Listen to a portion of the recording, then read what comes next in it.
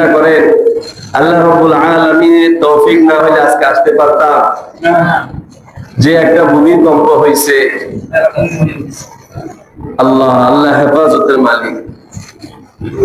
আর কিছু যদি অল্প কিছুক্ষণ থাকতো তাহলে সব ধ্বংসের প্রায় 5 মাত্রায় 5%। ইরানে 6.6 মাত্রায় ভূমিকম্প হয়েছে। 6 শত শত বাড়ি ধূলিসাৎ হয়ে গেছে, হাজার হাজার মানুষ ক্ষতিগ্রস্ত হয়েছে। 6 মাত্রা, আমাদের 5 মাত্রা হয়েছে। আল্লাহ হেফাজত করছে। যারা উপরে তারা ছিল তারা বেশি বুঝতে পারছে, 4 তলা 5 তলা 6 তলা খুবই ভয়াবহ। তো আল্লাহ হেফাজতের মালিক। আল্লাহ যদি আমার আপনার ধ্বংস চাইতেন, আজকে সব শেষ। আল্লাহর মসজিদে আসার কয়জনের তৌফিক হইতো আল্লাহ পাকে যাবে।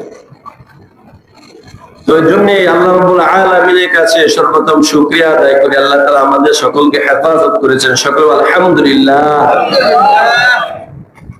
এই জন্য ভাই শুকরিয়া আদায় করা, শুকরিয়ার কোনো বিকল্প নাই। শুকরিয়া আদায় করলে আল্লাহ রাব্বুল আলামিন খুশি হয়, নিয়ামত বাড়ায়া দেন।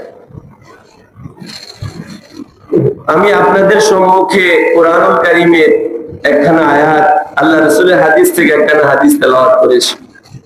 ইনশাআল্লাহ অল্প সময়ের মধ্যে এই আয়াত হাদিসের উপরে অতি জরুরি কিছু আলোচনা করার চেষ্টা করব ইনশাআল্লাহ। এই আয়াত ও হাদিসে আল্লাহ রাব্বুল আলামিন বান্দাদেরকে আল্লাহ রাব্বুল আলামিনের কাছে দোয়া করার প্রতি উদ্বুদ্ধ করেছেন এবং দোয়া কবুলের প্রতিশ্রুতি দিয়েছেন। দোয়া হলো ইবাদতের মগজ, ইবাদতের মগজ বলা হয় দোয়া। দোয়া হলো মুমিন বান্দার হাতিয়ার। আল্লাহ রাব্বুল আলামিনের প্রিয় বান্দারা যুগে যুগে দোয়ার মাধ্যমে আল্লাহ রাব্বুল আলামিনের দয়া, অনুগ্রহ, ভালোবাসা লাভ করেছেন। বিপদ আপদ থেকে মুক্তি পেয়েছেন দোয়ার মাধ্যমে।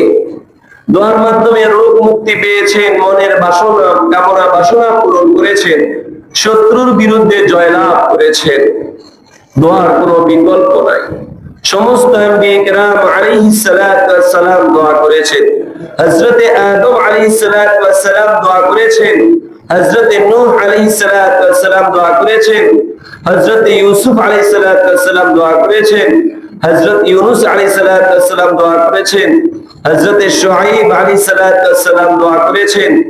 হযরতে মূসা আলাইহিস সালাতু ওয়াস সালাম দোয়া করেছেন।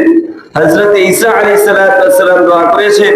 সবশেষে জনাবে মুহাম্মদ রাসূলুল্লাহ সাল্লাল্লাহু আলাইহি ওয়াসাল্লাম দোয়া করেছেন।